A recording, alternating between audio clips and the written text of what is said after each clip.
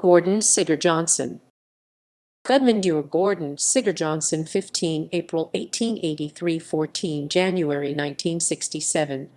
A well-known wrestler in his home country, he was part of a group of Icelanders that showcased Glíma at the 1908 Summer Olympics. He was later a coach for the Canadian Winnipeg Falcons that won the first ever gold medal in ice hockey at the 1920 Summer Olympics.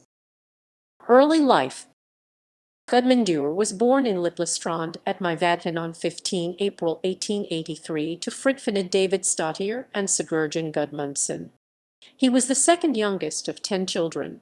After being raised in poverty, he moved to Reykjavik in 1905 at the age of 22. There he started training Glíma, an Icelandic wrestle, which he quickly mastered. On 2 August 1907, he participated in the Koningsglíma in English, the King's Wrestle at Thingvellir, a Glíma competition in the honor of King Frederick Roman VIII of Denmark's visit to Iceland. He was one of 7 Icelanders who showcased Glíma at the 1908 Summer Olympics. Moved to Canada. After studying sports training and therapy in England, Guðmundur moved to Winnipeg in Canada in 1914, where he learned Greco-Roman wrestling and ice hockey. He served in the Canadian military from 1916 to 1919, becoming a sergeant in the 27th Battalion of the Canadian Expeditionary Force during the First World War. In 1920, he was the trainer of the Winnipeg Falcons when it won the gold medal in ice hockey for Canada at the 1920 Summer Olympics. Return to Iceland and prison sentence.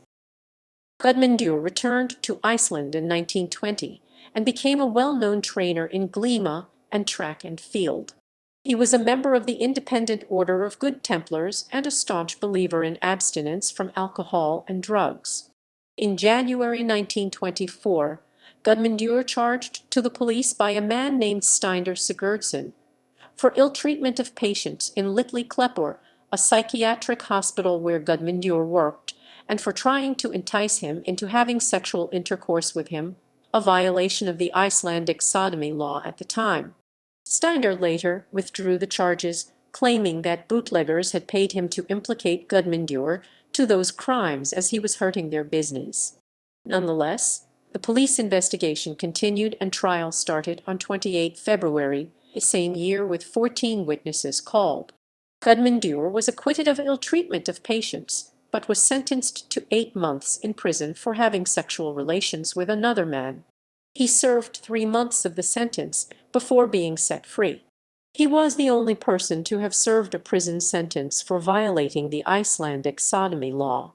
In 1930, Guðmundur started working in the sports movement again. In 1942, he started training Glíma at Íþróttafélag Reykjavíkur, and in 1948, he was part of the training staff that followed the Icelandic Olympic athletes that competed at the 1948 Summer Olympics. Death. Guðmundur died on 14 January 1967 at the age of 83. He was buried 5 months later, on 14 June, at his family plot close to Myvatn. References